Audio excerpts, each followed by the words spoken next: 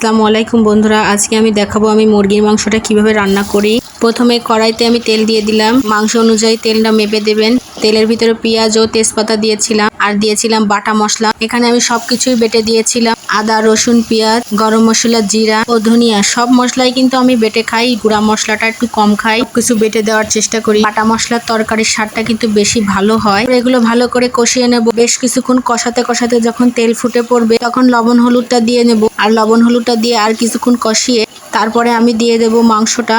আর মাংসটা দিয়ে কিন্তু বেশ কিছুক্ষণ কষাতে হবে। মাংসটা দিয়ে আবারও নাড়িয়ে চাড়িয়ে বেশ কিছুক্ষণ কষিয়ে নেব, যতক্ষণ পর্যন্ত এর গা থেকে পানি না বের হয়। আর মুরগির মাংসে কিন্তু অনেক পরিমাণ পানি বের হয়। কষানোর সময় এক্সট্রা করে আর বেশি পানি দেওয়ার দরকার হয় না। আর এই পানিটা দিয়েই কিন্তু আমি কষিয়ে নেব, এক্সট্রা আর কোনো পানি দেব না। কষানো হয়ে গেলে তারপরে দিয়ে দেবো আমি আলুর পরিমাণটা একটু বেশি দিয়েছি, কারণ আমাদের বাড়ি অনেক মানুষ, সবাই একটু আলুটাই পছন্দ করে মাংসের। আলুটা দিয়েও বেশ কিছুক্ষণ কষাতে হবে। কষানো শেষ হয়ে গেলে তারপরে দিয়ে দেবো ঝোলের পানি। আর ঝোলের পানিটা দিয়ে দেওয়ার পরে বেশ কিছুক্ষণ জাল করে নিলে আমার মুরগির মাংসটা রেডি হয়ে যাবে। দেখতেই পাচ্ছেন মাংসটা কিন্তু অলরেডি হয়ে গেছে। এটা আমি নামিয়ে নিয়ে ফাইনাল লুকটা দেখাচ্ছি। দেখতেই পাচ্ছেন কত সুন্দর হয়েছে।